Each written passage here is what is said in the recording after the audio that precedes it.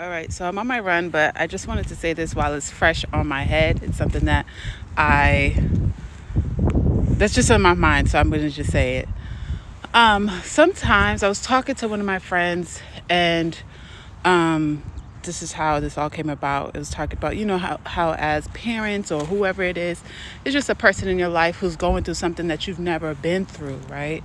And how do you support them in the things that you've never been through, you've never experienced yourself, right? It could be your child, it could be your friend, it could be your spouse, it could be anybody. You don't really have the words, right, to support them.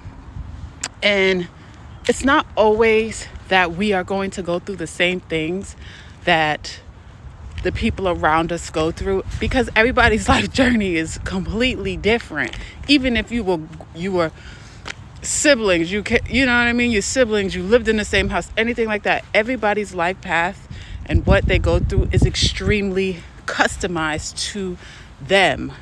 And so you may not always be able to relate to the things that they go through, but it has nothing to do with necessarily you going through the same things that another person goes through for you to support them. It is a feeling, okay? Your body, when you're going through something, your body doesn't really know, for example, if somebody experiences loneliness, right, throughout their life. And it's not that, so let me give two examples. An example, loneliness, it's a feeling, right?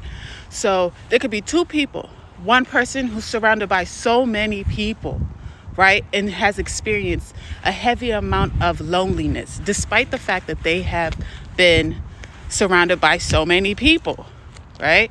And then you have another person who's experienced loneliness through being not surrounded by anybody, always finding themselves alone, a loner, and that sort.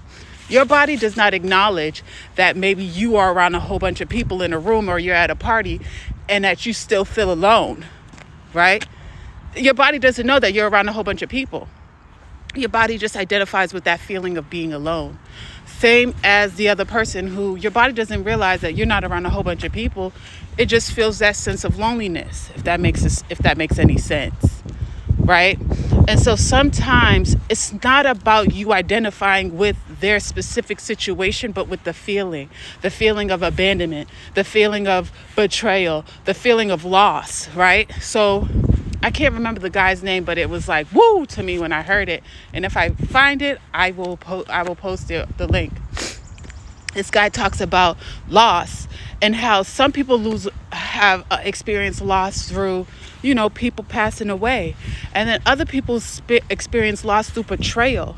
So even though it's completely different, right? And we should not compare, right? We should not compare, because that's where we lose our blessings, when we compare. Well, you didn't have to deal with this, but I can still identify and I can still be a support system to you. I can still understand the feeling of loss, right?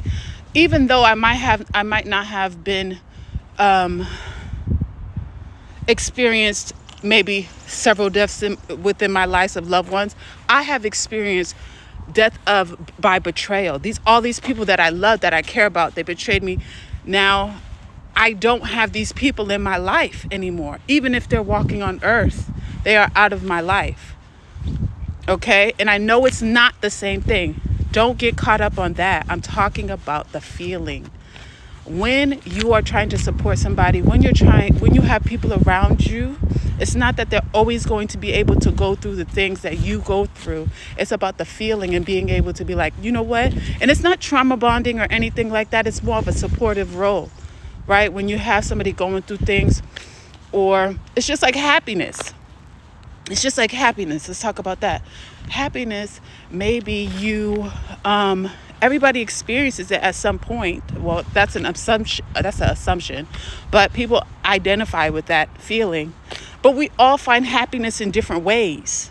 It doesn't mean that I can't identify, wow, she's really happy, he's really happy. I don't know what that feels like. Or they're happy about getting a new job, or they're happy about, finding the new a surprise birthday party, whatever it is. That I can identify that feeling, even if I'm not experiencing that specific thing at that moment.